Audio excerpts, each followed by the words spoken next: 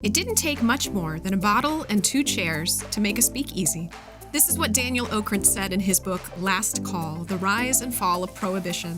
Today, join us for some stories. Get your own bottle, glass, or mug, and relax. This is Speak Easily, and I'm your host, Krista Stauffer. Good. Now it's recording. So, Krista, who are we talking to tonight? We are talking to this is the worst possible hairstyle for me. I can't even get this may not be on the right way. It's weirdly you and not you at the same time. I'm not sure how that's working, but yeah. It is. No, I firmly agree with that statement. Yeah. I support that.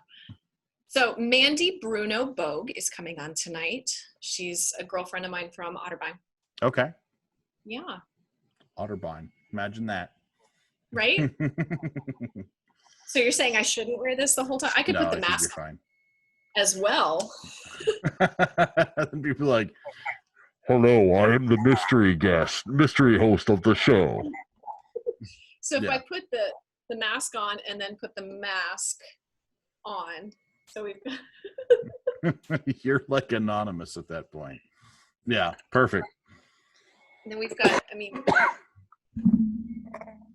a candle. That's a great. That's some added like lighting flair that you're adding there. So put it like there. Just the single candle. Yeah, I like that. Why does it take a global pandemic to do these things? I know. Like talk to people. In the same sense, it's awesome, because I can't even remember the last time I saw you. It had to have been after, like, when I graduated. At least, yeah. So let's not talk about how many years it actually is. In a few minutes. Right, it's fine. Yikes. Oh my gosh, how are you? I'm good. Okay. I'm good. Yeah. Good. It's a crazy time, but it's actually really amazing at the same time. And I'm not putting lightly what's going on in the world. Mm-hmm. But as a family cohesive unit, Rob and I work so much. We've never had this kind of time, and we're not taking that for granted. Yeah, that's awesome. So he's working at home, obviously, too. Yeah, well, no one's doing anything right now. So. Yep. Mm-hmm. Yeah. No. Okay. Did he have stuff lined up? He's been doing Chicago Fire, and they are on hiatus at least until they're saying October and November. Oh my gosh. Wow. And I don't know what it's going to look like once everything comes back. So have they given any updates or anything? I know they can't right now, but not a whole lot, because no one really knows what's going on or how much longer. There's all these things that come out that are, okay, if and when we come back, we're probably going to have to cut the cast sizes down. They're talking about quarantine casts in hotels. Yeah. Trying to keep people that, so they know they don't have exposure. You'll bus back and forth to set. They'll, you'll be receiving boxed lunches instead of the open affairs. It's that kind of stuff right now. But on the other side of that, everything that either one of us are even auditioning for now is like, do you have all this equipment so that you can shoot this commercial from home? And by the way, I know you're just an actor, but can you literally make a movie on your iPhone? Sure. Which is a part of the business I humbly bow down to and respect and always have, and still know that I have no business doing it. Well, it's part of why we go into the aspect of the craft that we do, knowing that we probably can't do another aspect at all. Right. And those are things that I'm not good at. Note the beginning of this when I was sideways. We should have left it for at least a little while. Did we get any of Mandy sideways, Ben? No, unfortunately we did not. I'm so sorry. Maybe at the end we'll have you turn to the side just so we can capture. Yeah, and if it makes you feel better, we could turn our camera, there we go. See, we'll We'll take care of it. One person upside down, one person sideways, one person the other way, one person facing like the wrong direction. Yeah. Just makes it interesting. Right. So Mandy Bruno. Mandy Bruno Bogue. Yes. It's so wonderful to have you here. This, like we joked about, I mean, it takes a freaking pandemic to reconnect with somebody. And I mean, we've had Facebook over the years, but you and I met each other literally, it's at least 21 years ago at this point. So, yeah. That's possible. I know. I mean, especially because we're only 26. So when we started college at age 5, it was. Oh, we were so smart. We were so ahead of our years. Yeah. And you're a couple years younger than me. So you started at age 3. Is that right? Yeah. 2.5, 2.5, 3. Oh, yeah. The prodigy. Yeah. So. Wunderkind, I think is the word. Wunderkind. Jawohl. Yeah. So Mandy, you're not from Ohio. You were born in Texas. Yeah. Is that right? I was actually born in Arizona. In Arizona. Okay. Yeah. Then my family moved to Oregon, and then I headed out to Ohio, where dreams come true. I would show you the weather right now. There is no good dream happening. We've had tornado warnings since like 5. And, yeah. Oh no. Yeah. The locusts are coming, I think. So that should on top of the bees, now locusts. Yeah. Yeah, probably. I saw a meme today where there were like shark fins in a hayfield, and I figured that was probably on point. Yeah, that'll be by at least September. I mean, we've got to get. Yeah. Well, the hay's got to get high enough, and then it's got to be, so that the sharks can swim through it, and Yeah, I get that. So you grew up in Arizona. Did you do theater like from the womb? Almost. Almost. I was a very shy child that hid behind her mother's legs, even around my own family. Huh. And it really bothered my family that I did that. And so they started me, I think I was 5 or 6 when I took my first acting class. I started dance at 2. I don't even know how that's possible, but so the story goes. Yeah. So I did my first play when I was like 5, I think. And the only reason I did it was because I really wanted this Barbie dream house. And I was promised at the culmination of the production that I would get the Barbie dream house if I did the show. So that was the only reason I did it. And I did it, and I got the Barbie dream house. I was going to make sure that you did, because that would have been a devastating. You probably wouldn't have done this career had you not gotten the dream house. It's true. And I think all along the journey, I give myself little Barbie dream houses. Just different sizes. Cool. Just little things. No. No, I did it, and I absolutely fell in love with it. And then they couldn't get me to not hide and not talk and not always want to be on the stage. I thought it was fantastic. What was the first play? It was a production called Broadway by the Decade. Okay. And this was many decades ago. What did you do in it? Did you sing or dance or? I did. We did. It was like literally took Broadway decade by decade.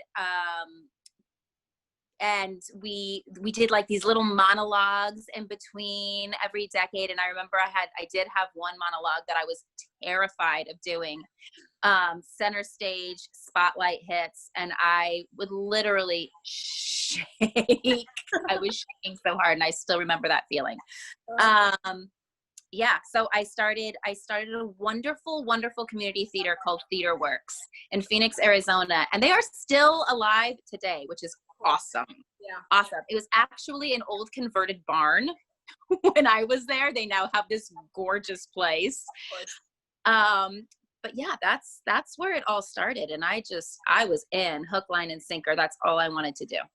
Wow. Did you go to like a performing arts high school or? I didn't go to a performing arts high school. However, the high school that I went to had a phenomenal performing arts program. We when I went there, we were gifted a state-of-the-art facility by Penny Moyer, Phil Knight of Nike's wife. She funded the Penny Moyer Theater, and we had a stunning place. When Vera Lights came out, we were one of the first places to have them. When we did The Music Man, there were 2 horses and the Wells Fargo wagon. Oh my gosh. Was incredibly, in fact, Otterbein, our alma mater, ended up borrowing some of our stuff from that production. Oh my gosh. Wow. But so I was very fortunate, and Jeff Hall was and Elaine Closer were the directors there, and they really, I can't imagine having gone anywhere else and gotten the kind of training, even just I went to a Jesuit high school, and had that same opportunity. It was, they were phenomenal. Yeah. It was very cool. Yeah.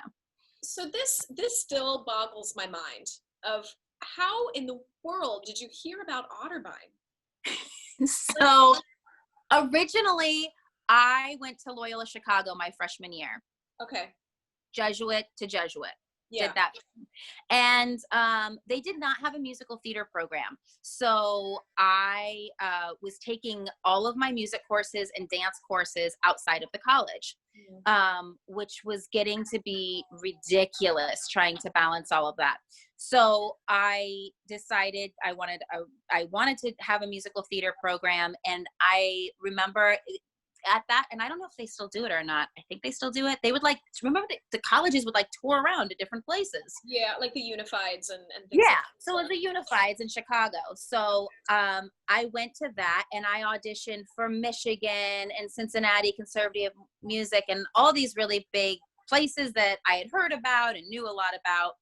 And I was actually on my way out, and I heard these kids rehearsing in a hallway, and I thought, they are really, really good. Who are they auditioning for? It must be somewhere really cool. So I walk over and I see the little placard on the door, and I'm like, Otterbein, what's an Otterbein? I don't even know what that is. I don't know where it is. Mm-hmm. And John Stefano came out and said he was calling the next person to come in the room for their audition. I was like, excuse me, I'd really like to audition for your school. And he was like, well, did you register with us? Do you have enough time? I was like, no, I don't. And he was like, well, if you want to sit here until we're done, if we have enough time, we'll see you. And I was seriously so blown away by the kids auditioning for this program. I'm like, I'm staying. This school's got to be something. Yeah. So I stayed, went in, had my audition. And when my audition was over, they were like, do you have any questions? I was like, yes. Where are you located? It's a good question. I think it's valid. Which was valid at the time. So they were laughing at me for not knowing literally even what I was auditioning for. And they got out a map of Ohio and pointed to where it was.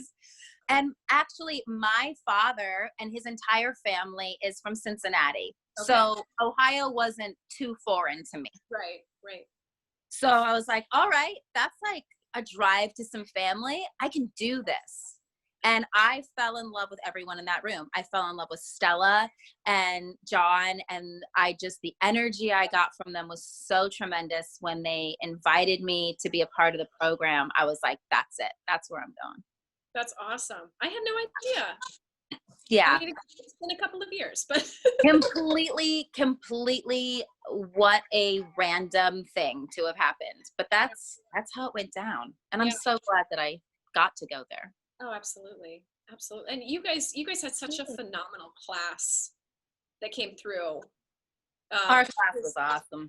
I was 2 years ahead of you, but not in the BFA. So I got to kind of connect with some of you guys more on the workshop level and some of those other directing levels type things. So that was what I always liked, is getting to know you guys in a different way other than just as performers. That's what I loved. And every program has their own unique thing, but that's what I loved so much about Otterbein was how the students got to work together and all the student directed things and just all the opportunity. If you weren't in one show, there were 95 other projects going on that you could get involved in. Yeah. And if you couldn't find one that was being done, you could suggest one, and they would Right. probably help you get it started.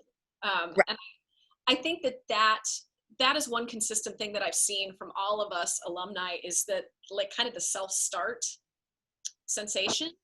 Because a lot of us kind of had to make our own way. I mean, it wasn't 100%. Yeah.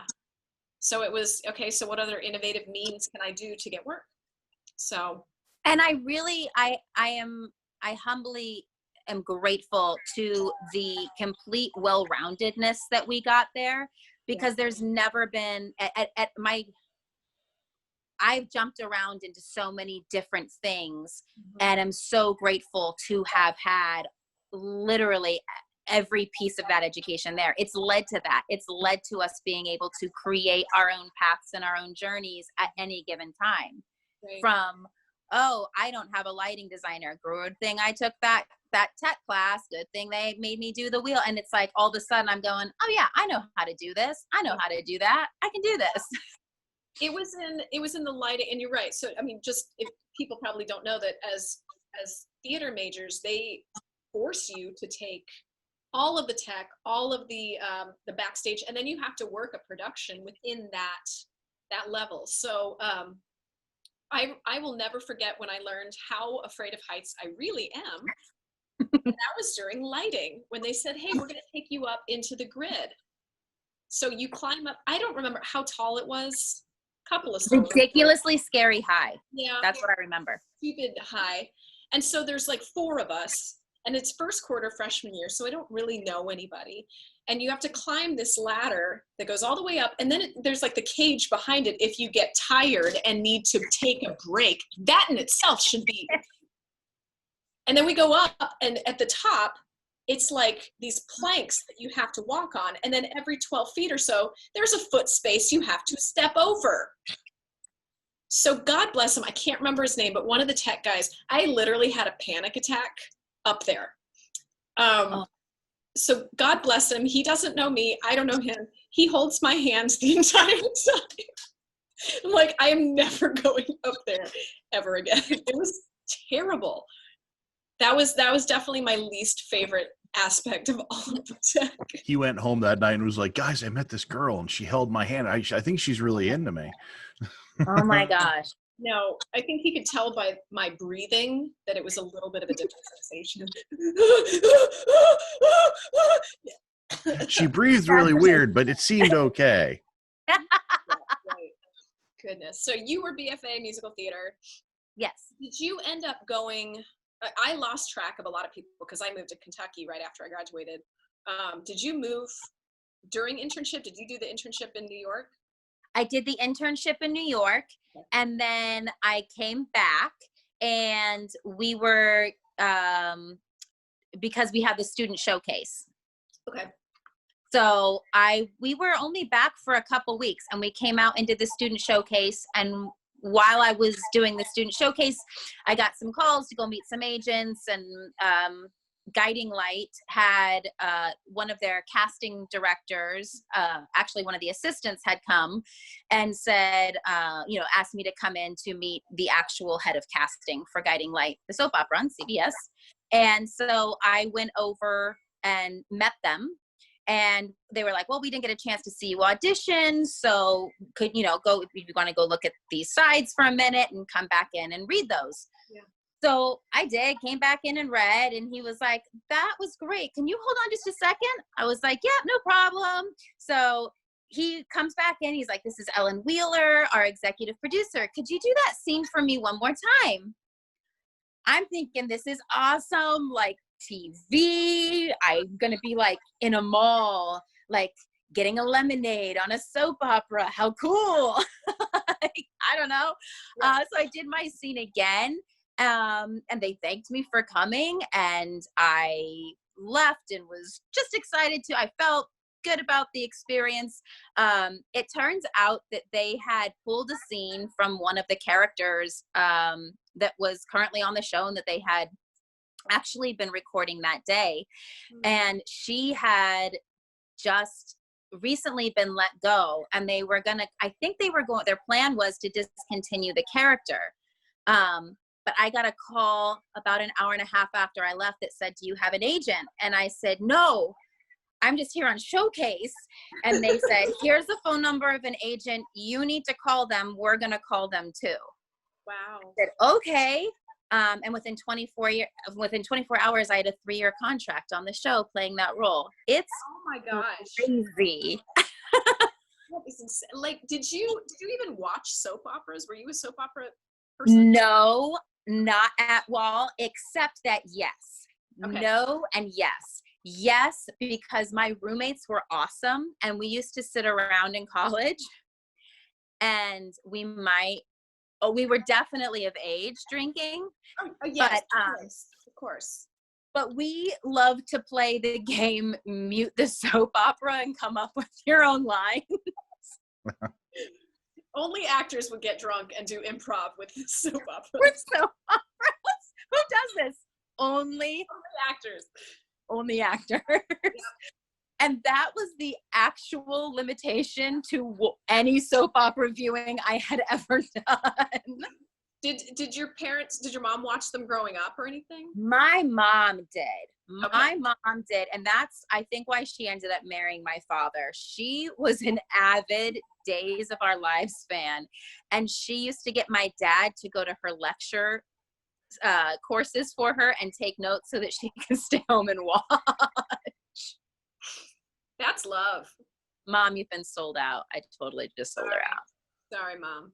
But it's dual. That's what we used to call it. I had a couple girlfriends in high school when they were able to get out of school a little bit early, like senior year, and they would watch Days of Our Lives.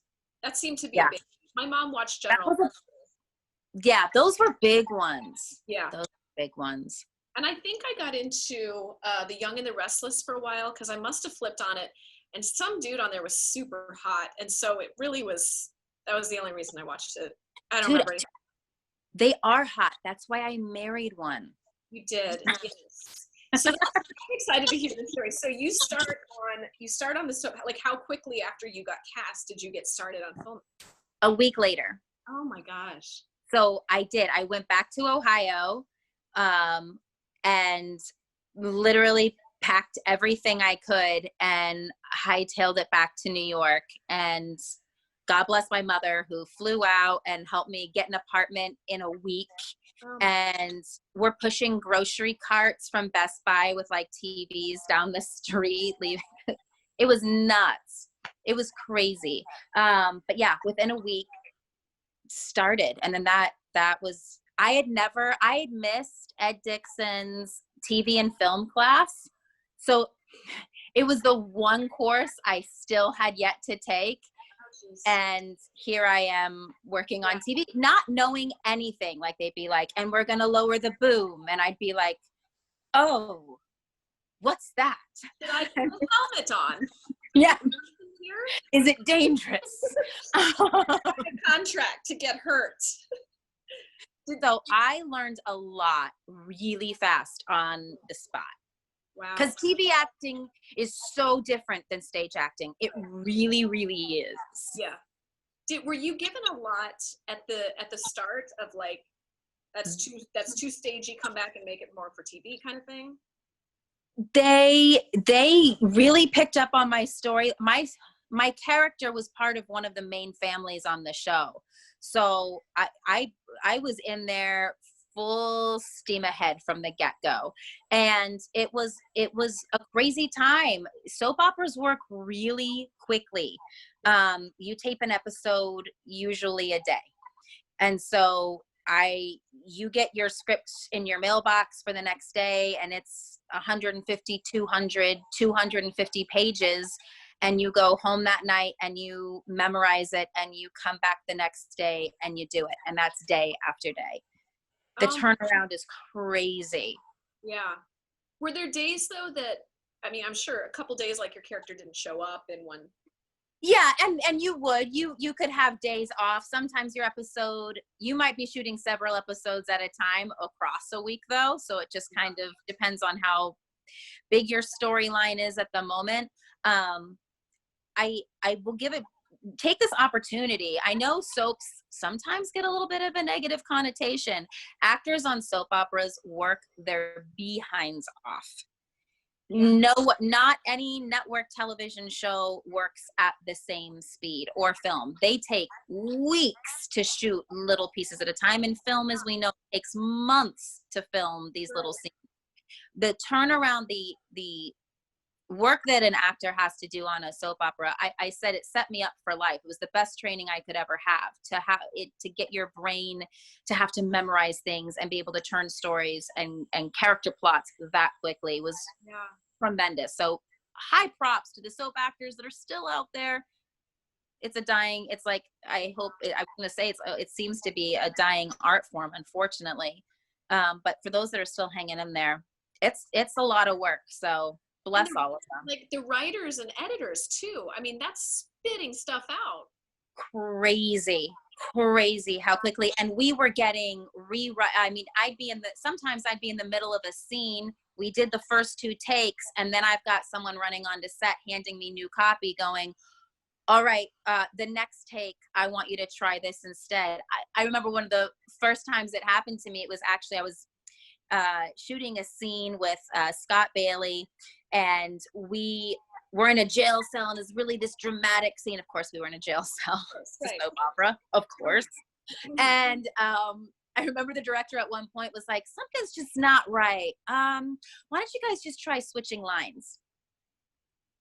And my heart sank, and I was like, oh, man. Okay. Can I have like 2 minutes? Oh, my gosh. So you were, I mean, immediately employed then. And so then this dude comes along, right? Like, when did that happen? That dude, we played police partners on the show. And so we became, our characters were best friends on the show.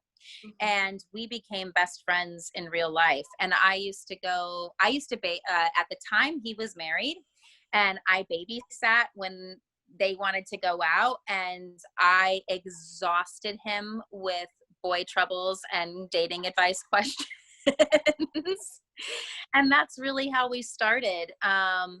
Ultimately, our lives ended up, we were both on the show for a number of years. So things happen in life, and his marriage ended up dissolving, and I tried to be a good friend to him during that.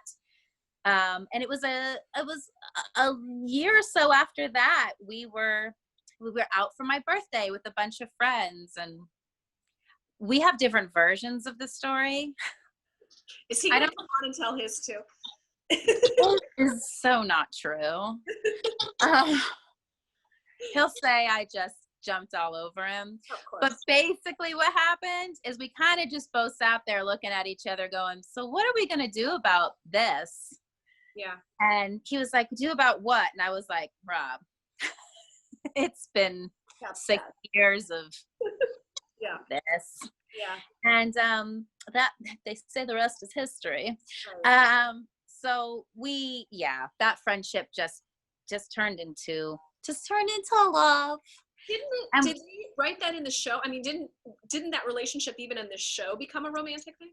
Well, it did. And actually what's funny is that ours started a little bit before it did for our characters on the show. And we didn't want to cause any waves. It's different. You know, when you're working together like this, we wanted everything to be very professional. So we didn't tell anyone we were dating at all. Yeah. And we'd come to work and leave work like out different doors, and we were hiding. I'm sure if anything, people were like, what's wrong with them? They're best friends. They usually go everywhere together. Right. And now they're leaving different doors. But I think it was like a couple months into us being together on the show, and they're like, you guys are awfully comfortable in some of these scenes together. And we're like, yeah. It's just very method. We're just method. It's fine. Yeah. So that's amazing. So so it was, I mean, it's been funny. We laugh, like even on our wedding day, my mom's like, whoa, are you nervous? And I was like, no, I've married him like 4 times. It's good practice, right? We'd gotten married and divorced like 4 times on the show, had kids. We've been through it. We've already done this life. Been there. So how long was your run on the show? Just over 7 years. Okay. Did you both have the same run? He actually was hired on a couple months after me. Okay. Yeah. And then did you guys leave together, or was it? We did. The show ended.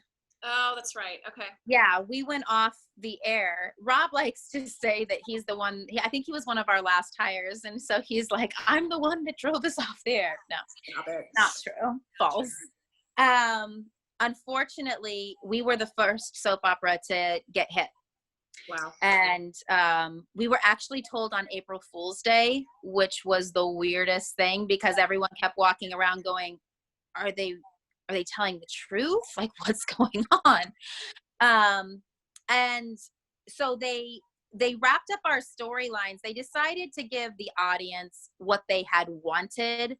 So it was all of a sudden, all these people that were in relationships quickly got out of them and back with like their original couple person. Yeah. So that Rob and I left the show going, well, forget this. Our storyline didn't end the way we wanted it to. So we're going to get married and ride around. There you go. That's why we did it. That works out. Oh my God. We didn't like it. Rewrite. So what did you do after that then? So, well, kind of during that, I continued to do theater. Mm-hmm. And got to be Eponine in Les Mis, which was my ultimate dream, which is its own story. Because when I was in college, Les Mis closed on Broadway, and I went to John Stefano, the head of the department, and I was like, I think I should switch my major. And he's like, why? And I said, because I saw Eponine, or Les Mis was the first show I ever saw coming through in a tour. And I said, if it's the only role I've ever wanted to play, and now it's off Broadway, so I think I'm going to go into education. And he's like, basically, child, no. It's like, it'll come back, go. Yeah. So it was a serious conversation. I'm sure if he sees this, he will remember that. He actually had to convince me to stay in the department because I was like, that's all I want to do is play Eponine and Les Mis. That's it. So when the day came, that was amazing. I thank you, John, for making me hang in there. I got to play my dream role. And did that happen simultaneously with the soap then? It did. So they made an agreement, the Broadway house and my Guiding Light CBS, they made agreements on what times I would be able to get released every night so I could make it to the theater with about 40 minutes to get into hair and makeup and get ready. I do the show. That show is 8 years long. Yep. We'd get out at like 11:30. I'd go home, stay up till 2, 3, memorizing my script for the next day, be on set between 6 and 7, and do it again. And I was in the middle of a huge storyline on Guiding Light right then. So it was literally just daily. It was nuts. That's crazy. It was crazy, but the blessing. Like it's absolute dream, but. Oh, I am eternally grateful. I have had some amazing opportunities. Oh, so cool. How long did you do Les Mis then? I did it for, I want to say 6 months. My storyline ended up picking up again really heavy, and I couldn't juggle it anymore. It was, the days and the nights were running into each other, and 3 hours of sleep was not working. Yeah, that's crazy. So that ended. After Guiding Light went off the air, I got to do Gypsy with Patti LuPone, which was amazing. Gosh. And continue to do theater, and then we decided to start a family. And I had my son, and then we actually decided to move out of New York and move to Pennsylvania where I knew how to raise a child, because I didn't know how to do it in New York. That's a lot. That's a whole different ballgame. I'm like, he would like lick store doors. And he'd like touch things on the playground, and I couldn't, that's not how I was raised. You know, Yeah. I was raised where you could lick the grass, and that was cool. Yeah. So once we moved out to Pennsylvania, I kind of slowed down a little bit and found that I really liked being mom a lot. Yeah. More than I'm going here, I'm going there, and that hectic world. And so I got to be mom for a while. And then I, as we all do as artists, I got a little bored. And Rob was like, you love teaching. And it was something that I had been doing intermittently all along, especially with kids. I did a lot of training with young kids and teenagers, getting them ready for their auditions. I would guest teach a lot at a lot of different places, which was a lot of fun. Yeah. And he's like, why don't you just go teach a class? Mm-hmm. So I found a theater company to do that with, and one class turned into 3.5 years. And I loved every second of it, like more than when I was the one doing the acting. There's just, and this is like, I do completely. There's something so incredibly magical, and it was the greatest thing I'd ever done. It was the greatest thing I ever done, and then I never wanted to stop. Yeah. Ever. You know, it's funny. I just had a meeting this morning with our executive director of the theater company that I work with, and just, you know, as we do, we gush about teaching and these experiences, and never do I get the goosebumps or the geeking out like I do when a student gets it, or when it's not even a performance, it's like in a lesson and they finally something clicks, it's like, yes! And my students think I'm nuts, but it's like, if I had to choose never performing again or never teaching again, then I would be off the stage for the rest of my life. I 100% with you. 100% with you. Yeah. Yeah, it's literally, and my kids think I'm crazy. I scream and yell and jump up and down a lot. Yep. But it is, it's that moment things click. It inspires me. This is a hard business. Yeah. It's a really hard business. And they remind me every day of the magic that it is. And sometimes as a performer, even myself, that gets lost. Mm-hmm.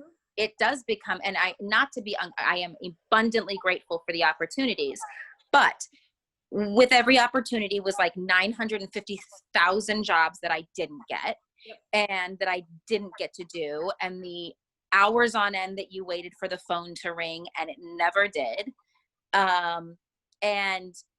And that beats you down, and trying to be things, and anyone that goes into this industry also finds out that it, you know, there's so much into it, and the passion and the love that kids bring to the table, it's electrifying, and it reminds me of why I did it. Mm-hmm. And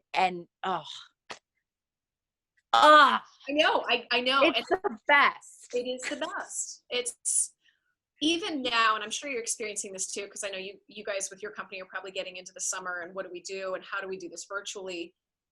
I've got a couple new students that I've been working with privately. It's the same thing.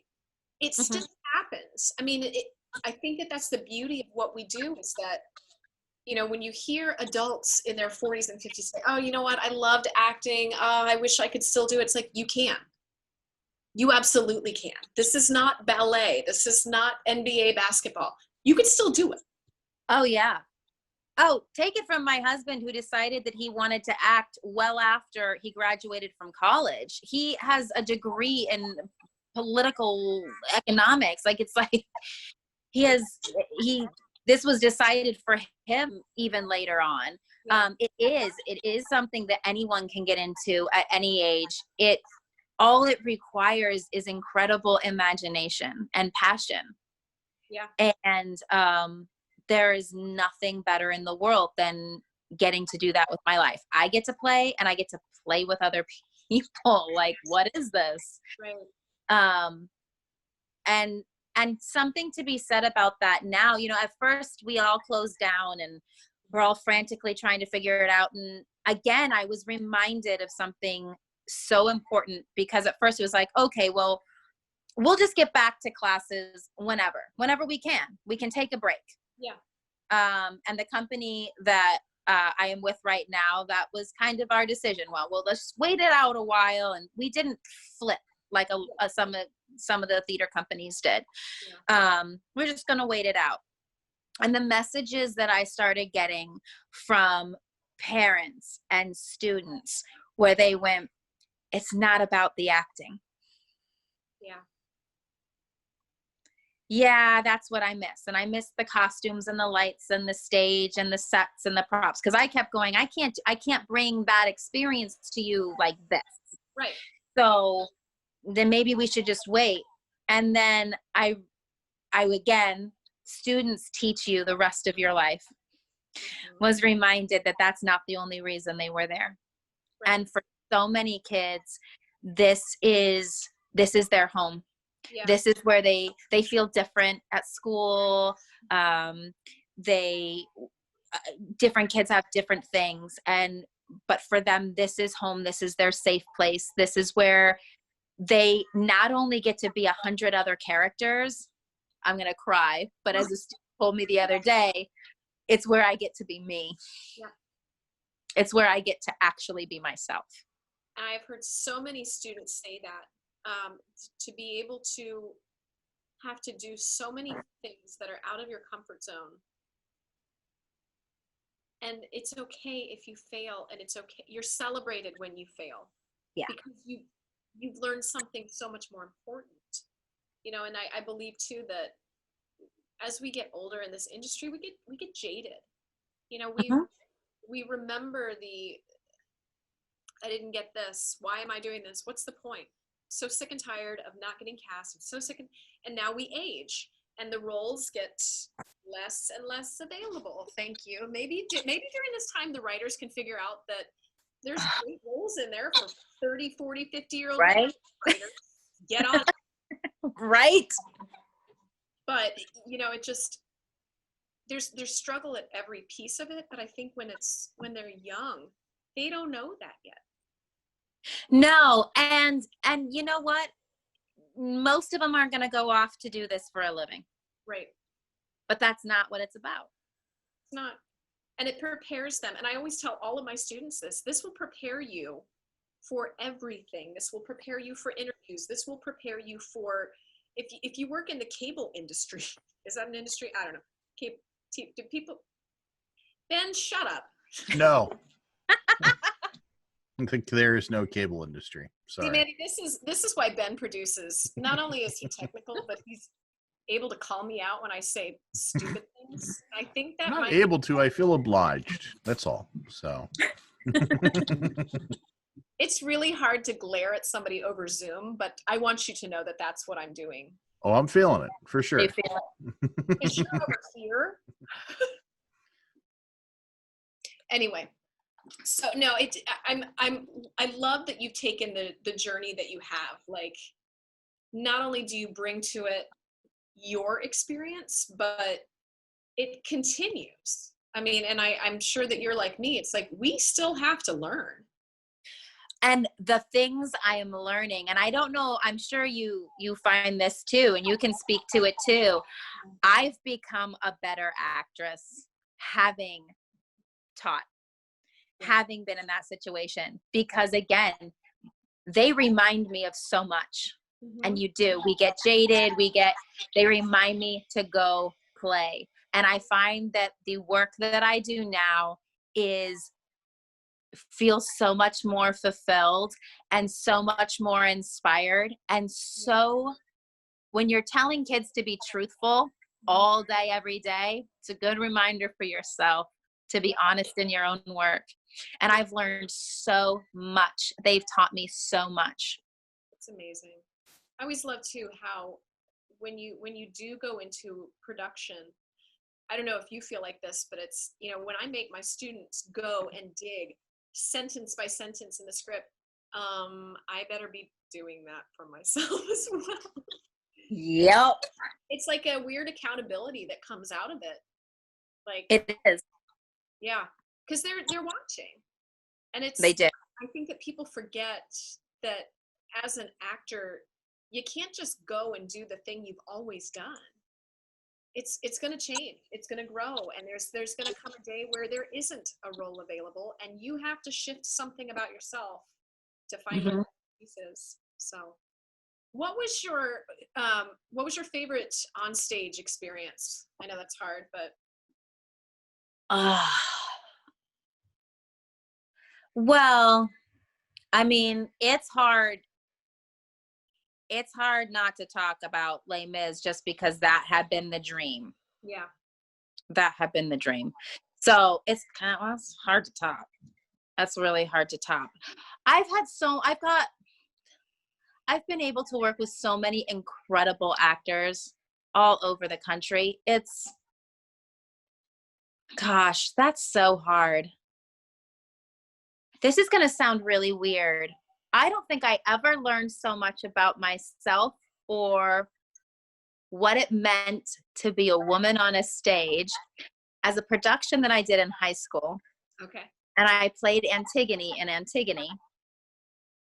And I learned a lot about they don't write a whole heck of a lot for young women. Mm-hmm. And it's weird to be a young woman. And if you have power as a young woman, you're usually called not very nice things. Mm-hmm. Yeah. And that experience taught me a lot about what strength meant as a woman. And I carried that with me the rest of my life and any other role I ever played. Mm-hmm. That it was okay to be strong. It was okay to have opinions. It was okay to be right. Yeah.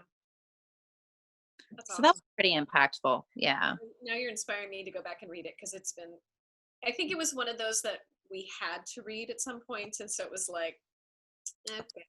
Yeah. If you haven't, read Jean Ennuy's version. It's beautiful. Okay. Beautiful. Yeah. What's your favorite script, whether you've done it or not, or who's your favorite playwright? Neil Simon. Nice. I'm a huge Neil Simon fan. Yeah. I think he's genius. And what I love is the humor and the sadness that comes out of reality. He writes from what is just real. Mm-hmm. So big fan. Big fan. Yeah. Is there, I mean, because have you done film? You've done film, yeah? I have, okay. Yes. I've done a couple films. I was several voices on Sesame Street. Got to do some awesome voiceover work for them. And they're all so different. Yeah. Every genre is so complete. You think as an actor, oh, well, it's just acting and you're just acting in one medium or another. They're so immensely different. Yeah. Theater will always be my heart. I understand that completely. Yeah. Because there's no cut and then go back and do it again, but this time we're going to get the left side of your face. Yeah. It's hard to stay in those moments as an actor. Yeah. To be on a stage and to know that the train left the station and this is it. There's no stopping. There's no going back. And to get lost in those moments, and then at the end of something to be reminded there's an audience on the other side. Oh, there's no experience like it. I always remember, and it was probably because Ben and I have done some local stuff together, but I hadn't done work in front of the camera. And I've realized over time that I think there's a benefit to doing stage acting first. Mm-hmm. You know how to prepare for it. You might be a little too big in some moments. Ben has told me to, tone it down a little more than a few times, but me. I do things like learn to sit on my hands because I'm like, yes, I let me tell you a story. Hold on. Yeah. But it's, there's something to be said. I think the first time I got to do a voiceover, we did it in one take, and it was kind of like, oh, we should probably do it again. And I didn't understand that. Like, oh, because you come in, you get one chance. That's sort of right. You screw it up or you do okay with it. And so it's almost like a weird, oh, this is cool. Yeah. I get to do it again. Yeah. It's so interesting to see the young people and their affinity now. I'm sure you see it with your kids. The dream has gone from, I want to go to be in a movie or I want to do film. Now it's, I want to be a YouTube star. Yeah. Yeah. I don't even know how to address that. No, it's this whole new thing. It's a bigger audience. Yeah. And it's an immediate audience. And that's something that I'm definitely seeing, I'm sure you are with your own kids. It's this new thing. It's everything happens immediately. It happens now. Yeah. And I think that's what this YouTube generation is getting, is they want the audience, but what comes with that? Fame, people's responses, everything happens right now. Yeah. Like you don't even have to wait until the scene's over and then they'll applaud. Like, it's now. Yeah. And for such a huge audience. And I think there's a lot of merit to some of the things that are happening. It's been a really interesting dialogue even now in terms of, what are we learning by teaching now online? What are the merits to that? Oh, well, we should never have to take a snow day again because I can just teach my class online now. Right. And, do we even need to be paying rent? Can we just all learn like this now? Yeah. No. Well, my kids watch, like, it boggles my mind, but they'll watch other people play video games and give the commentary on the video games. Seriously. But what is this? My child does this. I know, mine, and they will watch it for hours. And, Mm-hmm. but I was telling my husband actually today about that. I said, what's fascinating to me is not that they're doing it. I want to know who's sitting there editing this stuff, because that is incredible. That's the skill. Yeah. That's so much within there, and how fast paced it is to keep the kids' attention and to make it interesting, because you're playing a friggin' video game. Sorry, Ben. I know you like video games. I don't, but it's fascinating. But it is. But my husband and I were talking about this the other day. Just think back on old films versus new films, the frames per second that are happening. And now, I don't know if you have any luck. I tried getting Flynn to sit down, and we were like, oh, we're going to go back to the beginning and watch the original Star Wars, not the new ones that you're watching in the movie theater. We're going to go watch the original. Done. It's too slow. Yep.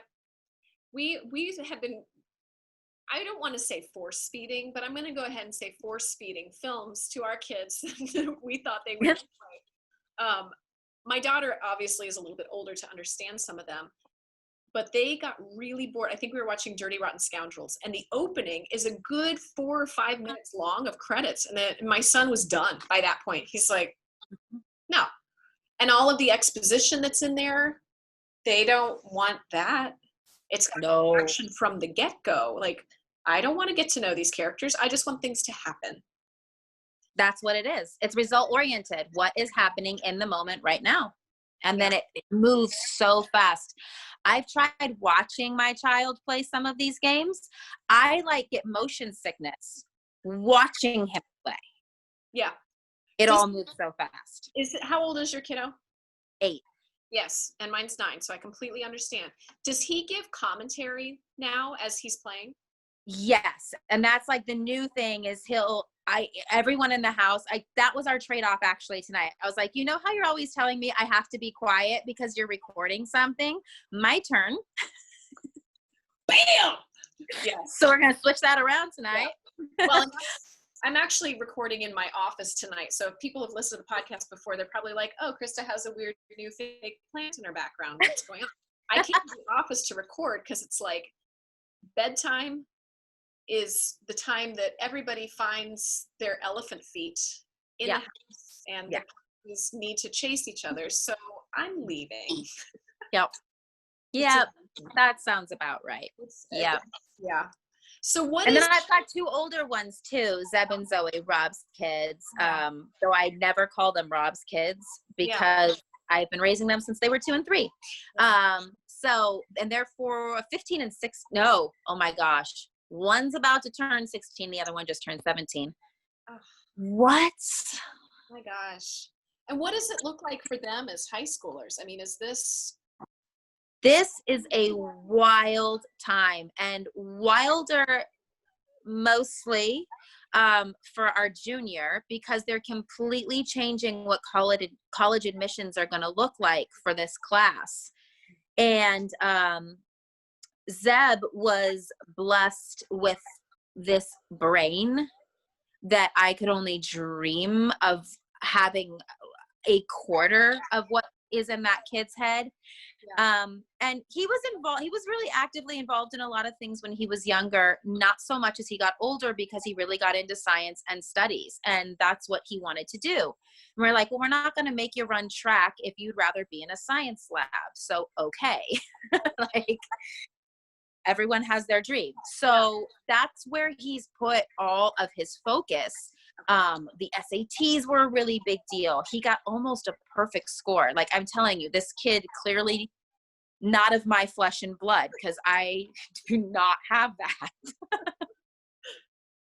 But now it's like it's coming back to shoot us in the foot, because now you've got schools coming forward going, oh, we're not going to take the SATs because not everyone got to take it. Oh, we're not going to worry about your transcripts and your grades because everything was up in the air and you guys had your semester online. So those aren't going to mean as much. What's really going to mean a lot is all those things that you've been doing. And I sit here and go, oh, yeah. What about the kids that did smarts? Yeah. That's what they did. Yeah. That's what my kid's been doing now for the last 3 years. You can't take that away from him. Right. Oh my gosh. I didn't even think about that with the colleges, and it's crazy. It's crazy. And you can't go visit any of them. They're all closed. So you can do your virtual tours. It's just a crazy, my heart breaks for these kids. It just breaks. It's not how it was supposed to look like. Right. And it's just the transitions and the knowledge. My life is going to change at this date when I become essentially an adult. Going off to college is sort of like, here's your big kid card. Have fun with it. Yeah. Good luck. But right. That's not there. I know. Some of my former students that are in their freshman, sophomore, junior years of college is like, this isn't what this is supposed to feel like. I know. And I'm in constant contact with some of mine where college is already its own transition. And even some of the kids that were into their freshman year this year, they were finally starting to hit their stride, going, okay, I can do this. And then boom, gone. It's so scary, and especially for these actors. I'm sure you're hearing from college kids that are a little bit unsure at this point. Like, what do we do? This was their training time. This was the big time. Right. And that was, when you get to a place where you say, this is what I want to do for the rest of my life, I'm going to make this decision. And then everything within that decision has to be shut down because it's theater. It's live theater, and we can't do it. It's going to be one of the last things to come back. I know. And that's That's what's killing me right now. I don't know when it's going to be okay to put all those people back in the same room. Right. I think we're going to be last. Yeah. I mean, it's great. You know, it's good to hear that your husband ideally will get back to work sometime soon. Hoping. Sooner, you know, because they can adjust things on a camera a lot easier than they can on a stage set. They can, but it's also crazy. It's like, you know, he's recurring, so that's how they hold a lot of their cast members on that show in particular, as opposed to keeping them on contract. They'll keep them on what's called a recurring status. And, you know, it's going across the board that they're talking a lot with a lot of shows right now that they're going to be cutting the cast sizes down pretty small. Goodbye to those huge group scenes. And then you wonder if shows like this are going to still exist. Are they going to take a hit? These Law and Orders, these huge shows that involve all the people that were supposed to be out in the city streets. Yeah. And how are we going to do all that? It's so I don't know what it's going to look like yet. Yeah. And I think what we're doing right now is incredible. And I think that we need to stay online. We need to keep classrooms going for our kids. We need to keep places for them to learn and really be together. Yeah. But it's not the same. And I don't know when we're going to get back. It's not. But, you know, I mean, it's sort of like, because I think that you and I probably are going to have more business conversations on the side of this. Like, let's chat about how you guys are doing this. And yeah. That's the beautiful thing is that, like we joked at the beginning, why does it take a global pandemic to get everybody?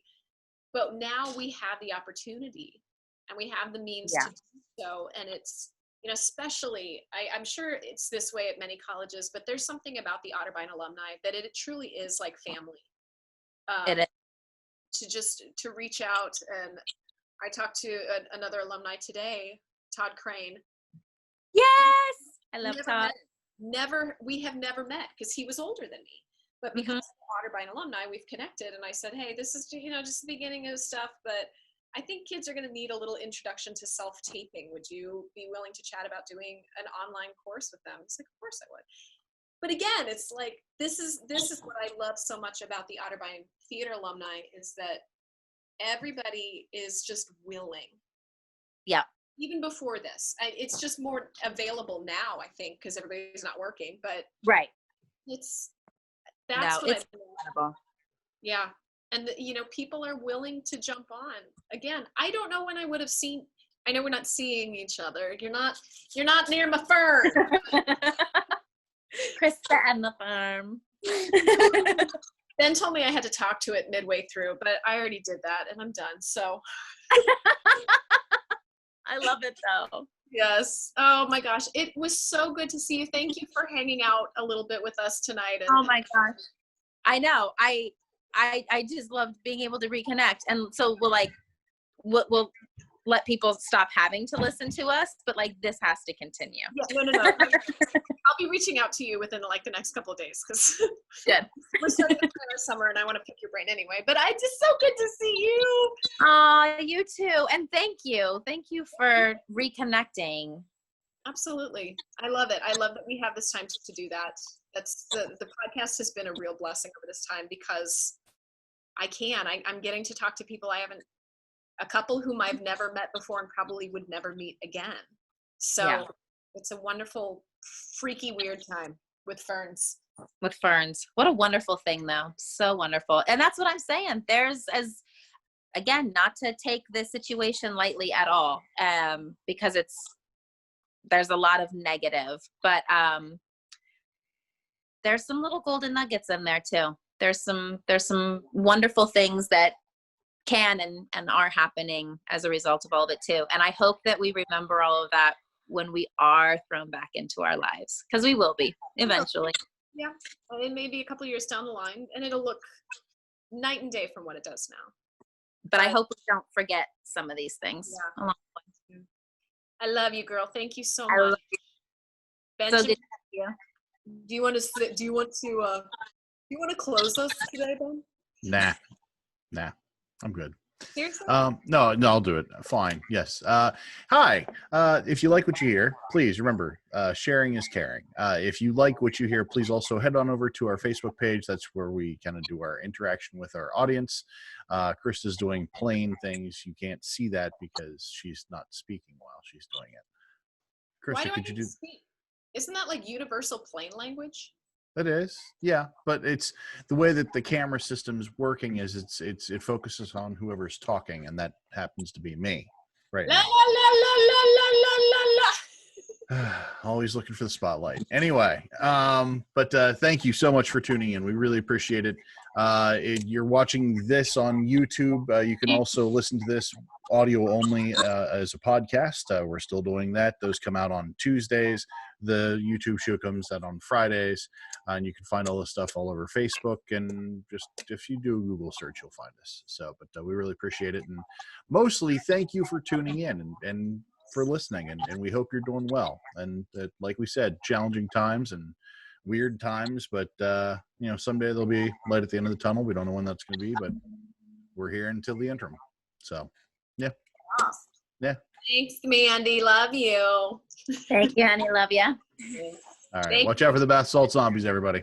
See ya.